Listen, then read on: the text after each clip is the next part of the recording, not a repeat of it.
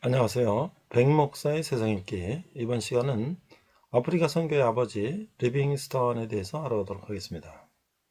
데이빗 리빙스턴 1813년 출생해서 1857년 남아프리카 전도 여행기를 출간했고 1873년 별세하셨습니다. 자, 계열을 보니까 스코틀랜드 태생의 영국 선교사로 유럽인으로서는 처음으로 아프리카 대륙을 횡단한 탐험가이자 뇌제 폐지 운동가로서도 큰 족적을 남겼다. 생애는요, 선교사로서 다양한 교육을 받은 리빙스턴은 원래는 중국으로 가기를 희망하였다. 하지만 아편 전쟁으로 인해 중국행이 무산된 이후 로버트 모펫을 만나 남아프리카 선교의 희망을 가지게 된다. 1841년 남아프리카에 도착하여 아프리카에서 선교 활동을 시작하였으나 처음부터 녹록지 않았는데 한 예로 1844년 마보차에서 선교 도중 마을에 사자 무리가 나타나 생활을 방해한다는 이야기를 듣고는 본인이 직접 사자 사냥에 나섰다가 사자에게 물리게 되어 평생 왼쪽 팔이 온전치 못하여 어깨 위로 팔을 들어 올리지 못했다고 한다. 이후 동료 선교사들과의 대립이 있어 마보차를 떠났으며 결국 2년 후인 1847년 콜로뱅이란 작은 마을에 정착하고 틈날 때마다 주변을 돌아다니면서 지도를 그리고 원주민에게 선교 활동을 했다. 이곳에서의 선교 활동에도 많은 고난이 있었다고 한다. 한 일화로 당시 현지인들과 함께 정글지대를 지날 일이 있었는데 동해안 흑인 토착민들은 선교사 백인들이 자기네 말을 못 알아들을 거라고 생각하고 저 허여멀건한 것들은 오대를 갈 때마다 자기 발 두고 항상 뭘 타고 다닌다며 여기서 얼마나 견디겠어? 얼마 안 가 힘들어 죽겠다고 징징거리겠지. 이렇게 리빙스턴이 바로 옆에서 큰 소리로 뒷담을 까면서 비웃었다. 그러나 오랜 걸음으로 흑인들이 먼저 지쳐서 헐떡거리고 있을 때 리빙스턴이 아주 유창한 토착 언어로 그렇게 덥나? 벌써 지친 건가? 라고 소리쳤다. 흑인들은 깜짝 놀랐고 저 사람은 보통 얘기가 아니다 라고 인정하게 되어 그 이론은 리빙스턴을 잘 따랐다고 한다. 낯선 땅의 백인 선교사이자 이방인이라고는 포지션에서 안주하지 않았으며 현지인들과의 소통을 위해 노력했다는 점에서 다른 제국주의적 사고관을 가진 기독교 선교사들과는 일부 차이를 보였다고 할 수 있다. 본격적인 탐험은 1849년부터 시작된다. 그해 6월 60일 만에 칼라하이 사막을 지나 은감이 호수에 도달한다. 이후 3년간 콜로뱅을 기점으로 다양한 탐험 활동을 시작했는데 1851년 이후 그는 본격적으로 콜로뱅을 떠났으며 1853년 잠베지 강에 도착해 그 강이 대서양까지 연결되지 않는다는 걸 확인하고 방향을 바꿔 동쪽으로 향해 빅토리아 폭포를 발견한다. 여정을 계속하여 1856년 마침내 잠베지 강이 인도양으로 만나는 곳에 도착한다. 16년 만에 귀국한 그는 영국 내에서 영웅으로 칭송받으며 남아프리카 전도 여행이라는 책을 출판한다. 리빙스턴은 탐험 중에 천체 관측을 통한 측량수를 배워서 거의 정확하게 지도를 만들 수 있었다. 그리고 그 지리상의 발견을 영국에 편지로 전하였고 유럽 각지에서 이를 통해 지도가 만들어지게 되었고 교육과 선교, 정보 활동에도 도움을 받았다고 한다. 자, 1857년 이후 다시 아프리카로 떠나 잠베지 지역을 탐험한다. 그러나 이런 2차 탐험은 굉장히 성과가 미흡했는데 그런 초기의 개인적인 탐험이 아닌 대규모 원정대를 이끄는 형태의 사변은 능하지 못했으며 구성원들 사이에서 불만을 사기도 했다. 결국 1864년 제2차 잠베지 탐험은 실패로 끝나게 된다.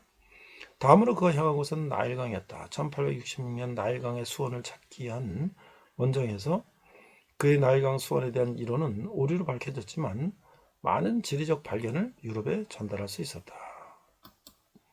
원정 도중에 역시 수많은 문제가 있었으며 동해왔던 현지인들이 그의 사망을 오보로 전달하여 유럽에 그가 죽은 것으로 알려지기도 했다. 이후 낙오되어 유럽과 통신이 끊기고도 여행을 진행했는데 1869년 폐렴으로 고생하기도 했으며 이런 시기에 그 유명한 미국 기자 스탠리와의 만남이 성사되기도 한다. 여기 이제 각주를 보면요. 유명한 우지지에서의 만남, 즉 스탠리 리빙스턴 박사님 맞습니까? 스탠리가 이제 물어봤죠. 닥터 리빙스턴, I presume 이렇게 이런 말이 나왔다는 게 그때 당시였다는 거예요. 리빙스턴은 이후 건강학과, 콜레라와 식량 부족 등에 시달린 끝에 1873년 한 대학살을 목격했다는 것을 계기로 하여 원정을 중단하게 된다. 그리고 그해 5월 결국 노쇠한 그는 병마에 시달리다가 현재 잠비아에 해당하는 일랄라 지역 치탐보에서 사망하였다. 아프리카 하인이 리빙스턴을 찾아냈을 때 그는 침대 곁에서 기도하는 것처럼 무릎을 꿇은 채 죽어 있었다. 리빙스턴의 시체를 썩지 않게 보존하기 위해 미라를 만들었으며 심장과 내장을 제거한 뒤 아프리카 땅에 묻었다. 그 뒤 사람들은 9개월의 힘든 여행 끝에 리빙스턴의 시체를 해안까지 운반해 영국으로 옮겨가서 성대한 빅토리아 풍의 장례식을 치르고 1874년 4월 18일 웨스트민스터 사원에 묻었다. 그의 데이빗 리빙스턴의 마지막 일지 The Last Journal of David Livingstone이 출간되었다. 불행히도 그가 개척한 교역 루트를 이용한 것은 상하 상인이 아니라 노예 상인들이었다. 중앙아프리카 루트가 개척됨으로써 그의 지역의 노예 상인들이 활동하기 시작한 것이었다. 이로 인해 인도양을 중심으로 한 노예 무역은 오히려 활발해지기 시작했고 잔지바르 노예 시장은 중앙아프리카 최대라고 불릴 만큼 성장해버렸다. 정작 리빙스턴은 생애 막바지에 도달하기까지 노예무역 폐지를 목표로 삼아 활동했었다. 자, 여기 이제 각주 2번에 보면요.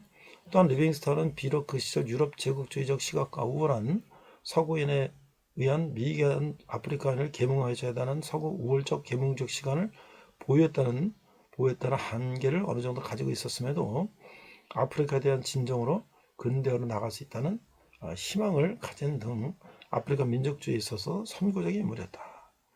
그의 저서나 편지를 통해 알 수 있듯이 당시 포르투갈 영토와 잔지바르는 전쟁에서 이루어지는 노예시장을 철폐해줄 것을 수차례 요청했고 이에 노예 상인들은 그의 탐험을 방해하기도 하였고 때로는 암살까지도 시도하였다. 이 잔지바르는요 퀸의 그 프레디 머큐리의 출생지로도 유명한 곳인데 당시 아프리카 최대 노예시장이 있었던 곳이고 뒷날 영국의 괴뢰국이 됐는데요. 노예 폐지를 지지하는 영국 정부의 방침에 잔지바르 왕실이 반발하는 모습을 보이면서 영국 잔지바르 전쟁이 발발하게 됐다 하는 것이에요. 그의 청원운동은 1871년 영국 하원의 요청서가 제출됨으로써 결실을 맺게 되었고 수개월 후 잔지바르의 노예시장은 폐쇄가 됐다. 아프리카 대륙에서의 노예 무역은 그로부터 각지로 옮겨져 소규모로 진행됐으며 이후 유럽 열강이 아프리카 정치에 개입하게 되는 구실이 되었으며 열강은 아프리카 분할에 힘을 쏟기 시작한다. 열강이 아프리카 진출에 있어서 리빙스턴보다 직접적으로 영향을 끼친 사람은 리빙스턴 구조대에 참가한 미 협정국의 기자이자 탐험가인 헨리 스탠리이다. 그는 우선 탐험가이면서 동시에 벨기에 왕국 레오폴드 2세의 위탁을 받아 아프리카 각지 부락의 족장들에게 공부를 바치면서 콩고 자유국을 건설하는 데 큰 역할을 했다. 탐험가인 동시에 결과적으로 유럽 식민지 지배를 위해 힘쓴 스탠리에 비해 리빙스턴은 스스로는 어디까지나 주된 목적은 선교였다. 리빙스턴 본인 역시 자신의 저서를 통해 탐험은 그의 거점을 탐색하기 위한 수단으로 논하고 있다. 그의 공적으로 유럽으로부터 선교사가들이 유입되기 시작했고 그의 저서를 보고 선교사를 지망하는 젊은이들도 늘었다고 한다. 그러나 한편으로는 그 역시 제국주의 천명적 포지션에서 벗어나지 못했다는 비판도 존재한다. 즉 당시 시대상으로는 확실히 진보적인 인물이 맞았지만 빅토리아 시대 영국인들의 사고관을 완전히 뛰어넘지는 못한 인물이다. 이 평이에요. 그와 함께 아프리카에서 계속 모험을 하면서 함께한 그의 아내는 안타깝게도 그보다 먼저 사망했다고 한다. 자, 기타 잠비아의 그의 이름을 딴 도시는 리빙스턴이 있으며 지금도 그의 기념비와 그의 자배를 모은 박물관이 자리 잡고 있다. 또한 그가 발견한 빅토리아 폭포를 가기 위한 거점 도시로도 잘 알려져 있다.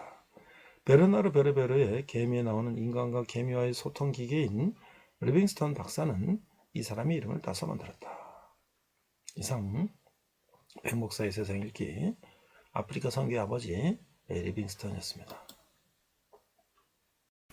네, 오늘은 사도행전 11번째 시간으로서 확장되는 하나님 나라, 아프리카 선교 아버지 리빙스턴 선교사에 대해서 우리가 함께 나눠보도록 하겠습니다. 자, 본문은 사도행전 28장 23절 한 절인데요. 한글과 영어로 자막을 보면서 함께 읽도록 하겠습니다. 사도행전 28, 23절 그들이 날짜를 정하고 그가 유숙하는 집에 많이 오니 바울이 아침부터 저녁까지 강론하여 하나님의 나라를 증언하고 모세율법과 선지자의 말을 가지고 예수에 대하여 권하더라. 이렇게 되어 있어요. 자, NIV 성경을 보니까 Acts 28 verse 23입니다. They arranged to meet Paul on a certain day and came in even a large number of the place where he was staying. From morning till evening, he explained and declared to them the kingdom of God and tried to convince them about Jesus from the law of Moses and from the prophets. 이렇게 돼 있어요. 자, 바울이 이제 3차 전도 여행을 마치고 죽음을 예상하며 예루살렘으로 이제 돌아가는 거죠. 바울 일행은 오순절 전에 예루살렘에 도착하기 위해 서두르고 있어요. 밀레드에서 배를 타고 고스로도 바다리를 거쳐 두로에 도착을 하게 되는데 큰 항구 도시 두로는 사람들이 짐을 풀고 여러 목적지로 흩어지는 곳이죠. 그들은 두로에 7일간 머물며 제자들을 만나고 있어요. 두로의 제자들은 바울에게 예루살렘에 가지 말라고 권하고 있어요. 바울이 당할 고난을 예상하기 때문이죠. 그러나 바울은 성령이 주신 사명을 감당하기 위해 예루살렘으로 향하고 있어요. 제자들이 바울을 전송하며 바닷가에서 무릎을 꿇어 기도하는데 이는 바울을 향한 큰 애정을 보여주고 있어요. 유대인들이 박해도 있었고 바울은 가는 것마다 제자들부터 많은 사랑과 존경을 받았어요. 자, 21장 1절에서 16절을 보니까 바울이 예루살렘에 가는 얘기가 이제 나오고요. 그 다음에 이제 바울 일행은 이제 가이사에 이제 도착하게 돼요. 이 가이사라는 헤롯 대왕이 로마 형제를 위해서 건립한 이 항구 도시죠. 그들은 7 집사 중 하나인 전도자 필립 집으로 가게 되는데 필립은 에디오피아 내시에게 복음을 전한 이후에 거의 20년간 가이사르에서 지낸 듯해요. 아가보 선지자가 와서 바울이 예루살렘에서 당할 고난을 예언하죠. 제자들의 만류에도 바울은 주님 이름을 위해 죽음까지 각오했다고 대답을 하고 있어요. 예루살렘으로 향하는 바울의 모습은 이 예루살렘으로 향하시는 예수님을 떠오르게 하고 있어요. 이 예수님은 예루살렘으로 가겠다는 의지를 여러 차례 표명하셨죠. 바울도 이를 여러 차례 드러내고 있어요. 바울은 예수님을 쫓아 사명의 길을 따르는 사람인 것이죠. 바울은 로마 시민권자로서 황제 앞에 가서 공정한 재판을 받을 권리가 있음을 사용하고 있는데 22장 25, 29절 보니까 이 말하는 것까지 듣다가 소리질러 이르되 이러한 자는 세상에서 없애버리자 살려줄 자가 아니라 하여 떠들며 옷을 벗어 던지고 티끌을 공중에 달리니 천부장이 바울을 영내로 데려가라 명하고 그들이 무슨 일로 그에게 대하여 떠드는지 알고자 하여 채찍질하며 신문을 한대.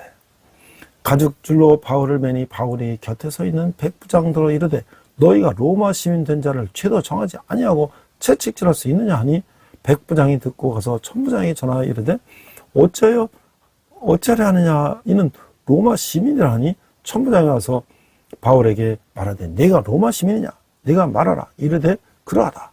천부장이 대답하되 나는 돈을 많이 들여 이 시민권을 얻었노라. 바울이 이르되 나는 나면서부터라 하니 신문하려던 사람들이 곧 그에게 물러가고 천부장도 그가 로마 시민인 줄 알고 또한 그 결박한 것 때문에 두려워하니라. 자, 이게 주님이 미리 알려주시는 것처럼 유대인들은 바울의 증언을 듣고 그 로마 시민을 이제 듣지 않죠. 바울의 증언을 듣지 않아요. 그러니까 이방인에 대해서 언급하자 유대인들이 격렬하게 분노해서 바울을 죽이려고 해요. 하나님이 이방인들을 그분의 백성으로 삼으시다는 말이 그들에게 모욕감과 적개심을 준 것이죠. 천부장은 무슨 이유인지 알기 위해서 바울을 채찍질해서 신문하라고 지시하고 있어요. 그때 바울은 로마 신임을 밝혀서 채찍질을 당할 위기에서 벗어나게 되는 거예요. 그 당시에 로마 시민권을 가진 사람은 어디서든지 이유를 받았고 재판받는 때도 권리와 혜택이 있었다는 거예요. 바울은 로마 시민권이라는 특권을 복음 전도를 위한 상황에 적절하게 사용하게 되는 것이죠. 하나님이 우리에게 선물로 주신 직분이나 재능 등은 복음 전파를 위한 유언 도구가 될 수가 있는 거예요. 그래서 공회의 신문과 로마의 총독이 있는 이 가이사라에 가서 신문을 받게 되는 거예요. 입사장 1절에서 보니까 입사장 1절의 9절 바울을 고발하는데 타세오의 대제사장 아나니아가 어떤 장로들과 한 변호사 더블로와 함께 내려와서 총독 앞에서 바울을 고발하고 있어요. 바울을 부르며 더블로가 고발하여 이르되 벨릭스가 가요.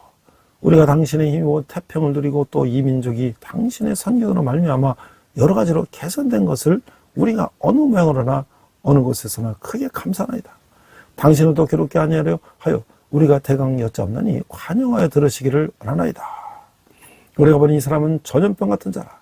천하에 흩어진 유대인을 다 소유하게 하는 자요 나사렛 이단의 우두머리라. 그것도 성전을 더럽게 하려 하므로 우리가 잡아싸우니 당신이 친히 그를 신문하시면 우리가 고발하여 하는 이 모든 일을 아실 수 있나이다 하니 유대인들도 이에 참가하여 이 말이 옳다 주장하니라. 자, 대제사장과 장로들이 더들로와 함께 가이사랴에 도착하자 이 재판이 시작되는데요. 이 더들로는 로마법에 정통한 이방인 변호사인데 재판이 로마법에 따라 진행되기 때문에 유대 지도자들은 로마법에 정통한 변호사를 대동한 거예요. 더들로는 먼저 이 벨릭스를 향해 극진한 찬사를 쏟아내면서 그 한심을 사려고 하죠. 여기서 바울이 천하에 흩어진 유대인들을 선동하기에 정치적으로 위험한 인물임을 부각시키고 있어요. 어떤 성전을 더럽게 했다는 종교적 제목을 덧붙이고 이 사람은 전염병 같은 자다라는 표현은 당시 복음이 빠르게 확산되었음을 이제 보여주고 있죠. 이 더들로와 이 고발은 사단이 세상 앞에서 성도를 고발하는 것과 유사한 거예요. 이 대적자의 거짓 고발에 담대히 우리가 진리를 맞서야 되겠죠. 그러니까 이제 이 바울이 이제 변명하는 거예요. 10절부터 16절. 총독이 바울에게 머리로 표시하여 말하라 하니 그 대답하여 당신이 여러 전부터 이 민족이 재판장 된 것을 내가 알고 내 사건에 대하여 기꺼이 변명하나이다. 당신이 아실 수 있는 바와 같이 내가 예루살렘에 예배하러 올라간 지 열 이틀밖에 안 되었고 그들은 내가 성전에서 누구와 변론하는 것이나 회당 또는 시중에서 무리를 소동하는 것을 보지 못하였으나 이제 나를 고발하는 모든 일에 대하여 그들이 등이 당신 앞에 내세울 것이 없나이다. 그러나 이것을 당신께 고백하리다. 나는 그들이 이단이라는 도를 따라 조상의 하나님을 섬기고 율법과 선지자들의 글에 기록된 것을 다 믿으며 그들이 기다리는 바 하나님께 향한 소망을 나도 가졌으니 곧 의인과 악인의 부활이 있으리라 함이니이다. 이것으로 말미암아 나도 하나님의 사람에 대하여 항상 양심에 거리낌이 없기를 힘쓰나이다. 자, 이 복음 전도자에게 이 세상 법정이나 대적자 앞에서의 이 변론은 복음을 전하는 기회가 되는 것이죠. 총독은 바울에게 변론의 기회를 주죠. 바울은 하나님을 의지하며 당당하게 자신을 변하고 있어요. 그는 벨릭스가 열애전부터 유대를 다스렸기에 유대의 상황을 알고 공정하게 재판해 주기를 기대하고 있는 거예요. 그는 자신이 예루살렘에서 백성을 선동한 이유도 그럴 만한 시간도 없었다고 하면서 소극적 변론을 넘어 자신이 무엇을 믿는지를 설명하고 있어요. 그는 유대인과 같이 자신도 하나님을 믿고 구약성을 믿으며 의인과 악인의 부활을 믿는다고 말하고 있어요. 자신을 이단 취급하는 유대인들과 총독 앞에서 바울은 자신의 신앙을 분명히 고백하고 있는 거예요. 성도의 신앙 고백은 구원의 복음을 들려주는 방편이 되고 있죠. 그래서 바울은 17절에 23절에 보니까 열애 만에 내가 내 민족을 구제할 것과 재물을 가지고 와서 드리는 중에 내가 결례를 행하였고 모임도 없고 소동도 없이 성전에 있는 것을 그들이 보았나이다. 그러나 아시아로부터 온 어떤 유대인들이 있었으니 그들이 만일 나를 반대할 사건이 있으면 마땅히 당신 앞에 와서 고발했을 것이요. 그렇지 않으면 이 사람들이 내가 공의 앞에 섰을 때에 무슨 옳지 않은 것을 보았는가 말하라 없어서. 오직 내가 그들 가운데 서서 외치기를 내가 죽는 자의 부활에 대하여 오늘 너희 앞에 신문을 받는다고 한 이 한 소리만 있을 따름이다 하니 벨리스가 이 도에 관한 것을 더 자세히 아는 거로 연기하여 이르되 천부장 루시아가 내려오거든 너희 말을 이를 처결하리라 하고 백부장에게 명하여 바울을 지키되 자유를 주고 그의 친구들이 그를 돌보아 주는 것을 금하지 말라 하니라. 그러니까 바울은 증거를 제시하면서 더불어가 고사한 내용을 논박하고 있어요. 바울은 유대민족을 위한 구제헌금과 성전들을 재물을 가지고 온 것이라고 밝히고 있어요. 또한 성전에서 결례를 행했기에 자신에게 종교적 책임을 물을 수 없으며 성전에서 아무런 모임도 가지 않았기에 어떠한 소동도 없었다고 말하고 있는 거지. 바울은 죽은 자의 부활을 전했을 뿐이지 로마법을 위반하거나 무리를 선동한 적이 없다고 변론하고 있어요. 죽은 자의 부활은 유대인도 믿는 바이기 때문에 정죄받을 죄가 아니라고 하는 거예요. 바울의 변론은 설득력이 있었고 벨릭스는 그의 무죄를 확신하게 된 거죠. 벨릭스는 판결을 연기하고 바울을 구금하고 하되 자유를 주고 친구도 만나게 하는 거예요.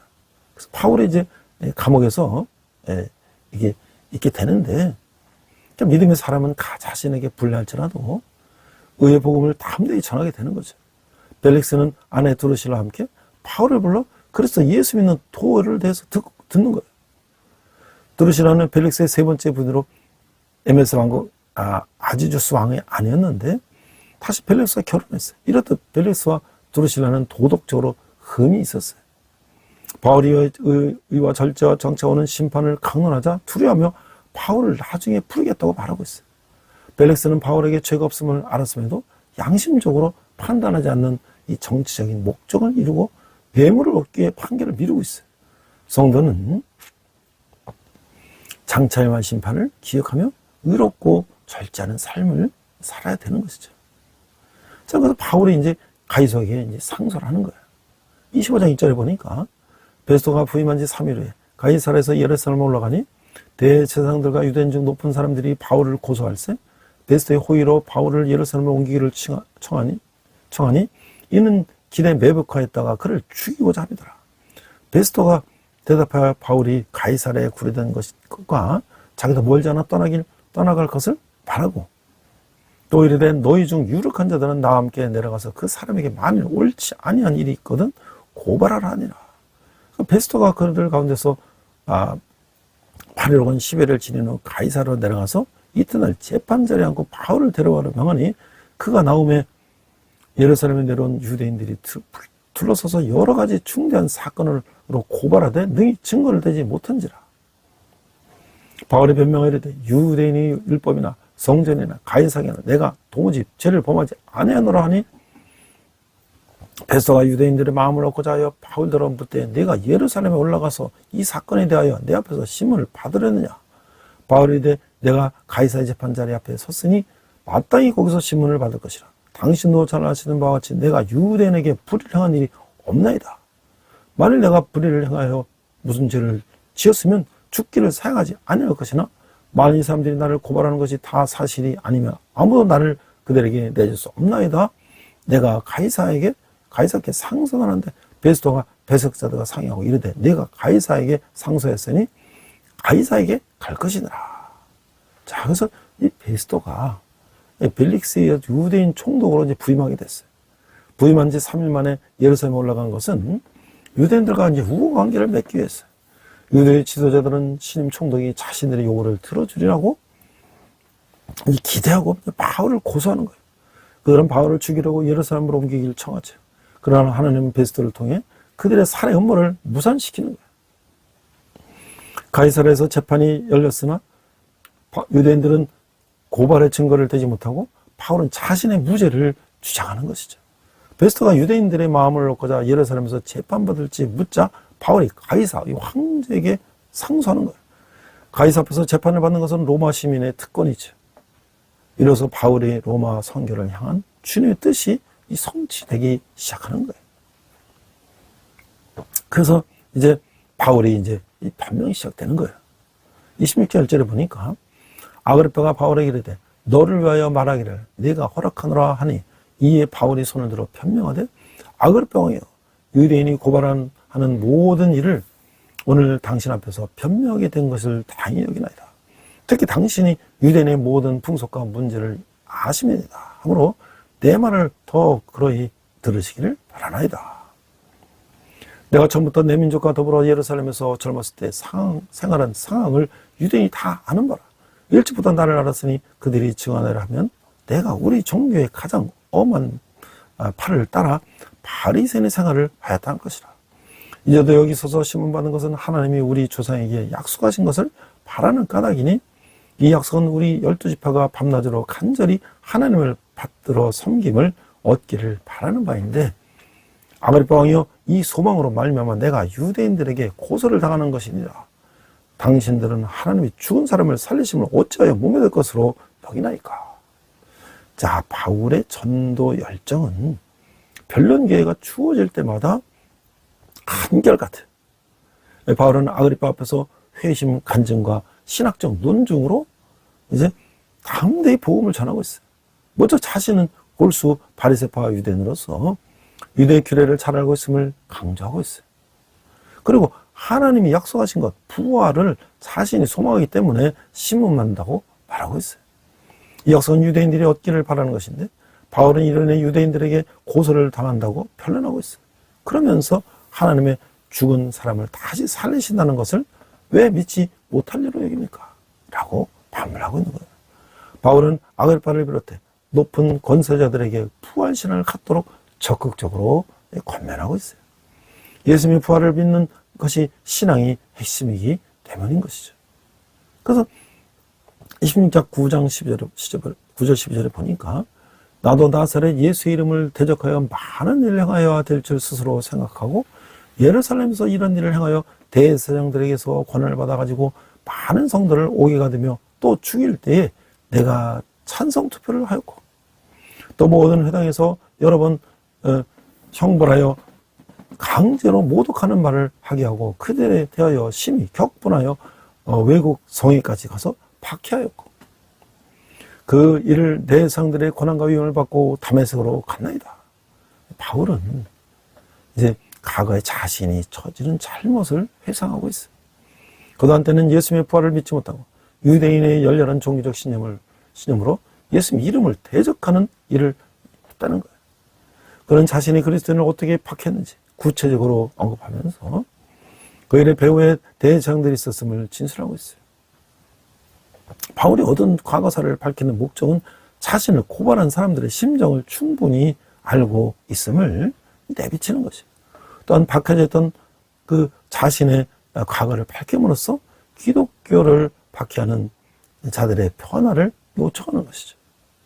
이러다 바울은 잘못된 지식이 가져온 잘못된 행위들을 회상하며 부활의 주님을 믿는 바른 지식을 전하고 있는 거예요. 그 13절에서 18절에 보니까 왕이여 정오가 되어 길에서 보니 하늘로부터 해보다 더 밝은 빛이 나와 내 동행들을 둘러 비추는지라. 우리가 다 땅에 엎드러지며 내가 소리를 들으니 히브리 말로 이르되 사울아 사울아 내가 어찌하여 나를 박해하느냐. 까치를 뒷발질하기가 내게 고생이니라. 내가 대답할 때 주님 누구시나이까 주께서 이르시되 나는 내가 박해하는 예수라. 일어나 너의 발로 서라. 내가 네게 나타나는 것은 곧 네가 나를 본 일과 장차 내가 네게 나타날 일에 너로 종과 증인을 삼으려 합니다. 이스라엘과 이방인들에게서 내가 너를 구원하여 그들에게 보내어 그 눈을 뜨게 하여 어둠에서 빛으로 사탄의 권세에서 하나님께로 돌아오게 하고 죄의 사함과 나를 믿어 거룩하게 된 무리 가운데서 기업을 얻게 하리라 하더이다. 자, 이게 그 해보다 더 밝은 빛이 하나님의 영광으로 반영이 되는 거예요. 바울은 그런 빛이 비치는 가운데 부활의 주님을 만났어요. 가스채를 뒷발질하기가 내게 고생이니라.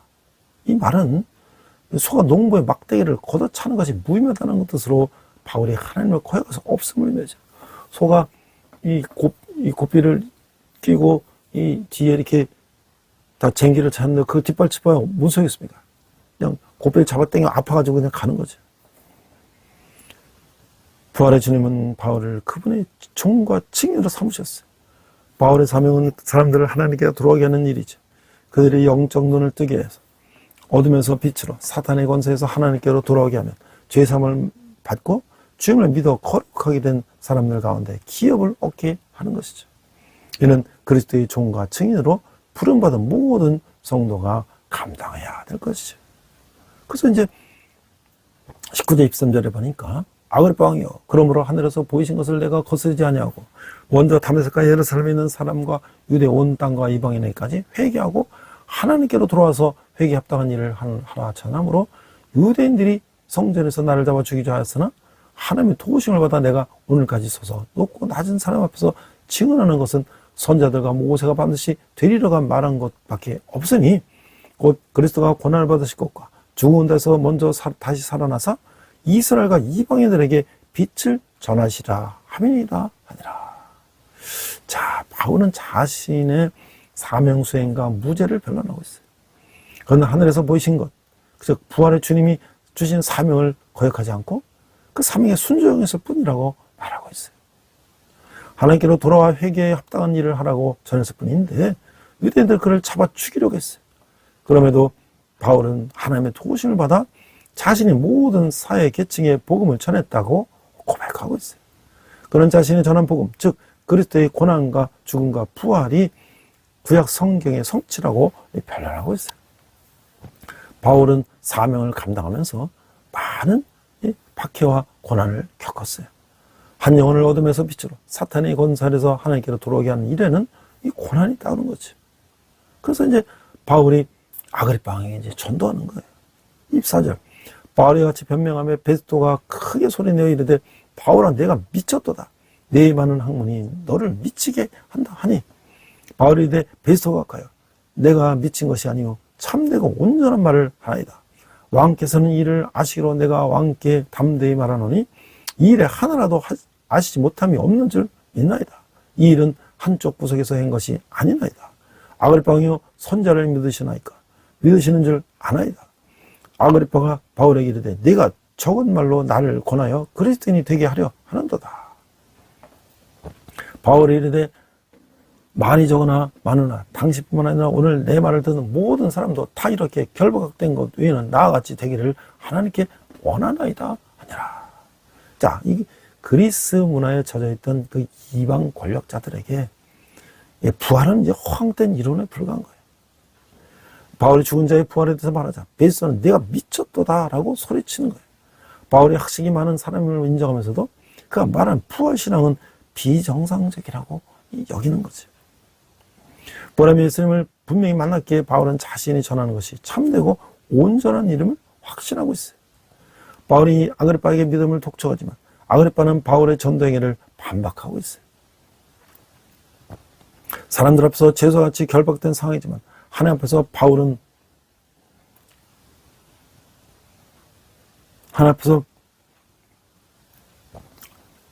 증인인 것이죠. 그런 이방 권력자들의 반응에 개의치 않고 사랑과 열정으로 부활의 복음을 전하고 있어요. 아그리빠를 비롯한 권력자들은 바울의 말을 듣기는 하지만 믿지는 않아요. 영적 눈과 귀가 열리지 않으면 생명의 복음을 들어도 그 이치를 알지 못하고 믿음을 가질 수가 없는 거죠. 그래서 왕과 총독과 버니게와 그와 함께 있는 사람들이 다 일어나서 물러가 서로 말하되 이 사람은 사형이다. 결박을 당할 만한 행위가 없다 하더라.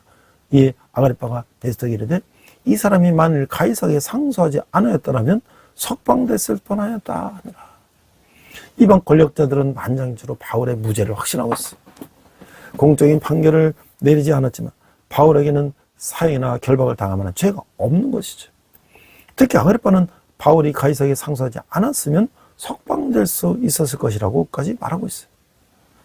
로마 시민의 권리로 가이사에게 상소했기에 바울은 자신의 원대로 로마로 향하게 되는 것이죠. 바울은 예루살렘과 가이사르에게서 몇 차례에 걸친 신문과 변론을 통해 그 회심, 간증과 부활의 주님을 전했어요. 그는 성령의 인자되어 증인의 사명을 가지고 로마로 향하게 되는 거죠. 로마로 호송하는 배를 타게 되니까 바울의 예언을 듣지 않고 무리하게 항해하다가 유라굴라 광풍을 만나게 돼서 이제 파선하게 되는 거야. 이 잘못된 판단과 이 결정은 이 위기로 이어지는 거죠. 백부장과 선장의 기대대로 순조롭게 항해하는 시간은 그리 길지 않았어요. 곧 산에서 불어오는 강력한 북동풍 유라굴라로가 거세게 일어나 배에 탄 모든 사람이 이제 위기에 빠지게 되는 거예요. 당시 배는 바람을 뚫고 나갈 동력이나 이 밀림 방지 장치가 없기에 광풍에 그대로 떠밀려갈 수밖에 없는 거예요. 뱃사람들은 스르디스, 이 모래톱, 이 모래 수렁에 때문에 좌초될까 두려워 그 연장이나 이 닻을 막 내리는데 폭풍에 시달리던 그들은 배를 최대한 가볍게 하고 짐과 장비를 바다에 버리는 거예요. 할 수 있는 방법을 다 동원하는 거예요. 하지만 여러 날 후에 또 상황이 나아지지 않자 모든 희망이 사라졌어요. 그 절망 가운데 상황에서 바라보고 의지할 대상은 창조주 하나님 뿐이죠. 그때 21절 26절에 보니까 여러 사람이 오래 먹지 못하였으며 바울이 가운데서 말하되 여러분이요 내 말을 듣고 글에 대해서 떠나지 아니하여 이 타격과 손상을 면하였더라면 좋을 뻔하였느니라. 내가 너희를 권하노니 이제는 안심하라. 너희 중 아무도 생명에는 아무런 손상이 없겠고 오직 배뿐이니라. 내가 속한 바 곧 내가 섬기는 하나님의 사자가 어젯밤에 내 곁에 서서 말하되 바울아 두려워하지 말라. 내가 가이사 앞에 서야 하겠고 또 하나님께서 너와 함께 항해한 자를 다 내게 주셨다 하셨으니 그러므로 여러분이 안심하라. 나는 내게 말씀하신 그대로 되리라 하고 하나님을 믿노라. 그런즉 우리가 반드시 한 섬에 걸리리라. 자, 이게 하나님이 함께 하시는 사람은 위기 속에서 빛을 발하죠. 바울은 글에 대해서 출항을 반대했던 자신의 의견이 옳았음을 모두에게 상기시키고 있어요. 그리고 이제는 안심하면서 배만 손상될 뿐 목숨을 잃는 사람은 한 명도 없을 것이라고 확언하고 있어요. 바울의 사명을 완수하기 위해 반드시 로마에 가야 하고 황제 앞에 서야 하기에 하나님은 그와 함께 항해하는 모든 사람의 안전을 보장해 주실 것이라고 하는 것이죠. 바울은 절망 속에 있는 이들에게 하나님을 소개하고 천사, 하나님의 사자를 통해서 하나님이 주신 말씀을 선포하며 평강과 소망을 심어주는 거예요. 믿음의 사람은 암담한 현실 속에도 구원을 주님을 전하며 소망을 품도록 격려하는 것이죠. 자, 근데 이제 20장 30절이니까 이제 풍랑으로 배가 깨어지는 거예요. 열날째 되는 날 밤에 우리가 아드리아 바다에서 이리저리 쫓겨가다가 자정쯤 되어 사공들이 어느 육지에 가까워지는 줄을 짐작하고 물을 재어보니 20길이 되고 좀 가다가 다시 재어 15길이라 암체 걸릴까 하여 고물로 넷을 내리고 날이 세기를 고대하니라. 사공들이 도망하고자 하여 이 물에서 닻을 내리는 채하고 고룻배를 바다에 내어놓기를 바울이 백부장과 군인들에게 이르되 이 사람들이 배에 있지 아니하면 너희가 구원 얻지 못하리라 하니 이에 군인들이 고룻줄을 끊어 떼어버리라. 그 약속의 성취의 여정에는 믿음과 인내가 필요한 거예요. 바울이 하나님을 막는 바울 약속을 받는 후 곧바로 육지에 도달한 것을 아니했어요. 풍랑이는 바다 한가운데서 14일간 버티는 것은 쉬운 일이 아니죠. 사람들은 의심했을 것이고 바울은 사람들에게 계속 믿음을 심어주었을 것이에요. 그런데 밤에 육지에 가까워졌음을 짐작한 사공들이 거룻배를 타고 몰래 도망치려고 하는 거예요. 이 바울은 하나님 약속대로 배가 무사히 육지에 정박하려면 사공들이 반드시 있어야 함을 알았기에 적극적으로 나서 사공들이 이 이탈을 막는 거예요. 비록 제수와 같은 처지에 있지만 바울은 하나님 약속대로 모든 사람이 생명 구원을 위해 최선을 다하는 참된 지도자라고 하는 것이죠. 자, 그래서 이제 그 불안과 두려움에 쌓인 사람들이 바울은 하나님의 약속에 대한 그 확신과 평안이 있었어요. 그런 사람들의 육적 생명을 위해 자신할 수 있는 일을 하는 거예요. 오랫동안 먹지 못한 일을 안심시키고 떡을 나눠줘 배불리 먹게 하고 이것이 너의 구원을 위하는 것이요 라는 말에서 구원은 영적 구원이 아니라는 거예요. 또 영적 구원뿐만 아니라 그러나 그들 중에서 바울이 전한 하나님의 기억하고 영적 구원을 갈망하는 사람을 생겼을 수도 있어요. 바울은 신뢰하는 백부장은 제수들을 죽이자는 군인들로부터 바울을 보호하고 결국 배는 부서지지만 표류하는 일행이 모두 살아서 육지에 오르는 거예요. 하나님의 약속하신 대로 바울과 함께 있던 모든 사람의 생명을 지켜주신 거예요. 그래서 이제 바울이 로마를 가는 여행 가운데 그 고난을 겪으면서 이제 로마를 향하는 모습을 우리가 봤어요. 자, 우리가 이제 군대에 제가 지금 한 13년째 군대교회를 섬기고 있는데 1990년대 후반기에 우리가 이제 교회 부흥기에는 말이죠. 군대교회는 이제 병사들이 넘쳤어요. 거의 모든 부대들이 이제 사고 예방을 목적으로 해가지고 이 종교행사 참여를 이제 많이 이제 강조했죠. 그래서 2등병들은 이제 인성교육 및 사고 예방 교육 일환으로 종교행사에 참석했고 또 그들 대부분은 교회에 몰렸어요. 그러니까 강제, 반강제 그런 게 아니라 사실 신병들은 너무 숨막힌 내용관에서 그냥 고참들 앞에서 너무 힘드니까 잠시라도 이제 거기 벗어나서 교회 가면 조금 이제 탈출가 돼서 그 피난처가 됐었죠. 또는 부족한 잠을 보충하기 위해서 그 내무반에서 선임들의 눈치가 보여 쓰지 못한 이 편지도 쓰고 또 예배에 나와주는 초코파이나 요구르트도 먹고 그래서 이제 교회로 이제 발걸음 옮겼어요. 그래서 사실은 그전에는 이 군대교회는 성교요 황금어장이다 라고 이제 말했죠. 그런데 이 2000년대로 넘어오면서 이제 병영 문화도 이제 빠른 속도로 변화됐어요. 종교 행사 이제 강요는커녕 이 강조조차 제대로 할 수 없는 상황이 됐어요. 사회 전반으로 인권이 강조되면서 병사들의 이제 무종교도 종교다라는 이제 권리를 이제 보장해야 된다는 이제 국가 인권위원회의 권고가 또 있었어요. 그 국방부에다 그런 권고를 했어요.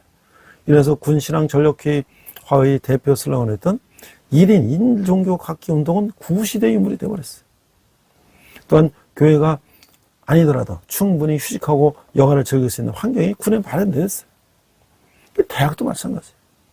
80년대, 90년대 민주화의 물결 속에서 대학생 선교회 그 CCC를 비롯한 기독교 동아리들이 활동이 활발했고 많은 청년 간사들이 그들의 삶을 대학생 선교에 헌신했던 시절이 한국교회의 부흥성장기였어요. 물론 대학생들은 사고방식도 많이 변화됐어요. 건강하면서도 편안한 그 다음에 부유한 상태, 비잉을 원하는 그 웰빙을 원하는 자기중심적인 웰빙 세대. 관심과 정을 받는 데는 익숙한 일, 남을 배려하는 일은 미숙한 이 코리안 소황제 세대가 요즘에 신세대 특징이라는 거예요. 분명 목선을 가지나 운명을 걸지 않는 포스트 386 세대를 거쳐 인터넷을 통한 디지털 네트워크에 익숙하다는 1977년생 이후 출생자를 N세대라고 했는데 오늘은 그 인디 세대로 IND 그러니까 집단보다는 자신, 인디비주얼을 중시하고 네트워킹, SNS나 이 스마트폰을 갖고 이제 그렇게 하는 거 등하고 다양성, 다이버시티, 오락, 엔터테인먼트를 추구하는 경향이라는 거예요. 그러니까 요즘 세대들은 개인적이고 SNS나 이런 소통을 많이 하면서 다양하고 그다음에 오락을 추구하는 세대라는 거예요. 그들에게 교회는 고리타분하고 시대에 뒤떨어진 곳으로 인식되어서 교회에서 멀어지고 이 화려한 세상에 가까워진다는 거예요. 모든 세상이 다 그렇죠. 그러나 우리가 그들에게도 복음이 필요하다는 거예요. 자, 바울이 이제 도움으로 구사일생으로 이제 이 사람들은 이제 몰타에 상륙하게 됐어요. 그래서 바울은 드디어 로마에 도착하게 됐고, 그 28장 11절 29절을 보면 그들이 날짜를 정하고 그 유숙하는 집에 많이 오니 바울이 아침부터 저녁까지 강론하여 하나님의 나라를 증언하고 모세 율법과 선지의 말을 가지고 예수에 대하여 권하더라. 바울은 이 제수의 몸으로 세 집에 머물면서 로마에서만 2년 동안 복음을 증거했어요. 바울이 머문 집은 무료 교도소가 아니라 세를 내는 집이었고 바울이 로마 셋길 셋째 감옥은 로마 군인이 지키는 감옥이었으나 방목의 출입이 허용된 것이었어요. 바울은 이런 상황을 잘 이용해서 이곳으로 자신을 찾아오는 사람들에게 하나님 나라 예수 그리스도의 복음을 증거했어요. 그 말을 믿는 사람도 있고 믿지 않는 사람도 있어. 서로 맞지 아니하여 흩어질 때에 바울이 한 말로 이르되 성령이 선지자 이사야를 통하여 너희 조상에게 말씀하신 것이 옳도다. 이랬을 때 이 백성이 가서 말하기를 너희가 듣기는 들어도 도무지 깨닫지 못하며 보기는 봐도 도무지 알지 못하는도다. 이 백성들의 마음이 우둔하여져서 그 귀로는 둔하게 듣고 그 눈은 감았으니 이는 눈으로 보고 귀로 듣고 마음으로 깨달아 돌아오면 내가 고쳐줄까 하나 함이라 하였으니 그는 하나님이 구원의 이방인에게도 보내준 줄을 알라. 그들은 그것을 들으리라 하더라. 바울은 복음 전파가 가장 중요한 삶의 목적에게 갇혀 있어도 그 일을 쉬지 않았어요. 그는 자신을 변명하기 위해서가 아니라 유대인 지도자들을 진리로 이끌기 위해서 설교하는 거예요. 온종일 긴 시간을 하루에 강론하며 하나님 나라를 전하고 있어요. 모세율법과 선지의 말을 가지고 예수님에 대해서 자세히 설명하고 있어요. 강론을 들은 사람들 중에 일부는 이를 합당한 것으로 믿음에 이르지만 대부분은 여전히 불신에 머물러 있어요. 그들은 오랫동안 이스라엘의 소망인 그리스도를 고대해왔지만 정작 그 소식을 듣고도 의심하며 예수님을 외면하는 거예요. 유대인 지도자의 그릇된 판단은 더 많은 유대인이 참소먹으러 나가는 길을 막고 있는 거예요. 이제 하나님의 구원은 이방인에게로 나가는 거죠.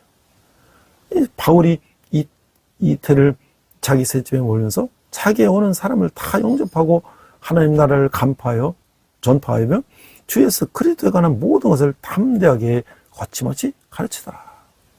사도 바울은 그 유배생활 상태로 2년이나 셋집에 머물게 되는데 찾아오는 사람들을 만날 수는 있지만 자유롭지는 않은 몸이었어요. 게다가 로마 황제 가이사에게 상소하기 위해 법적인 준비도 해야 되는 길고 힘겨운 시간이었어요. 그런데도 자신에게 오는 모든 사람들을 영접해 그들에게 하나님 나라를 전파하고 주 예수 그리스도에 관한 모든 것을 담대하게 가르치는 거예요. 갇혀있지만 바울이 복음 선포는 거침없이 이루어지고요. 이는 바울이 복음 선포를 저해하는 어떤 역경도 뚫고 나갔음을 의미하는 것이죠. 하나님 로마 제국 심정부에서 하나님 나라가 역동적으로 확장되게 하시고 그리스도를 위해 수없는 고난과 역경을 감내한 바울, 그의 거침없는 복음 선포는 제국의 쇠사슬도 매지 못하게 됐다는 것이죠. 오늘 제가 앞에서 리빙스턴에 대해서 소개를 했는데요. 이게 스코틀랜드 선교사였던 그 데이빗 리빙스턴은 말년에 잠비아의 깊은 밀림에 들어갔다가 연락이 끊어졌어요. 1871년 다만과 헨리 스탠리가 리빙스턴을 찾기 위해서 아프리카로 들어갔어요. 그리고 1년 만에 병들어 앓고 있는 리빙스턴을 만났어요. 식료품과 의약품이 다 떨어진 상태에서 그는 심한 열병을 앓고 있었어요. 스탠리는 그에게 간절히 권면했어요. 선교사님, 아프리카의 복음 사역을 위해서 30년간 헌신해 오셨으니 이제 그만 저와 함께 본국으로 돌아가신 것이 어떻겠습니까? 그 말을 듣던 리빙스턴은 아주 유명한 대답을 했어요. 아닙니다. 제게 있어서 아프리카 선교사역은 헌신이 아니라 오히려 하나님이 주신 특권입니다. 저는 하나님이 맡기신 이 영광스러운 일을 생각할 때마다 가슴이 벅차서 견딜 수가 없습니다. 그로부터 약 1년이 지난 1813년 5월 1일 리빙스턴은 침대 곁에서 무릎 꿇고 두 손을 모아 기도하는 모습으로 고요히 숨을 거뒀어요. 사도 바울은 천국에서의 삶과 함께 이 땅에서의 사명을 귀하게 생각하며 살았어요. 진정 소망이 있는 삶이라 하나님 나라가 다가오고 있음을 알고 그 나라를 위해서 준비하는 삶이죠. 우리가 이 청년들이자 군인이나 학생이나 아무리 믿음이 좋다 해도 우리가 사도 바울이나 리빙스턴 선교사처럼 우리가 일생을 선교지에서 목숨을 바치는 거 없지요. 그러나 어떤 우리가 전하는 복음, 이 굿뉴스, 예수 그리스도는 기독교인의 숫자를 늘리는 것이나 어떤 선전을 하기 위함도 아니죠. 우리 먼저 예수 그리스도를 믿는 사람으로서 아담의 범죄 후에 죄악 가운데 있던 우리들이 예수 그리스도의 십자가의 보혈의 피로 말미암아 우리의 죄가 깨끗이 용서되고 우리가 세상 가운데서 우리를 공격하는 사단의 권세를 이기고 주님의 자녀답게 사는 것이 감사한 거예요. 그래서 예수 믿는 것을 고리타분한 종교로 생각하는 많은 사람들에게 우리가 내가 만난 예수님을 전하는 거예요. 우리는 아무것도 하지 않아도 예수님을 전할 수가 있어요. 우리가 예수님을 만나고 편안한 삶을 그냥 살기만 하면 되는 거예요. 우리가 말하지 않아도 다른 사람들은 우리가 변화된 모습, 삶을 사는 것을 먼저 알 것이죠. 그리고 기회가 있을 때 내가 받은 그리스도의 사랑을 따뜻한 말 한마디라도 이웃에게 전하는 것이죠. 이 어떤 말을 하는 것을 체계적하기 위해서 우리는 조직과 사랑을 청하고 실천한 것이 먼저 우리 한 사람 한 사람이 그리스도의 사랑을 전하는 이 편지가 돼야 되는 것이죠.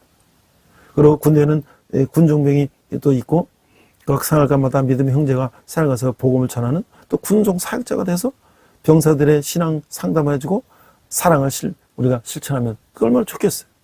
군종을 도와서 이 생활변명 군종 사역자 중에서 전도와 찬양과 교육과 독서를 권하는 또 부장이 있었으면 좋겠어요. 이래서 지난주 군종병들하고 이제 그런 것들을 한번 우리가 생각해 보기로 했어요. 대학에는 모든 믿는 형제가 그리스도의 사랑을 전하는 편지가 되기를 원하는 것이죠. 그리고 기독교 동아리 팀장과 임원들이 각자 맡은 임무에 따라서 그리스도의 사랑을 전하는 그런 일을 하면 좋을 것이죠. 그러므로 우리가 사도행전은 28장에서 31절에서 중단된 것처럼 보이지만 우리가 각자가 사도행전 29장을 써 나가는 그런 사람이 되어야 한다는 것이죠. 우리 함께 기도하겠습니다.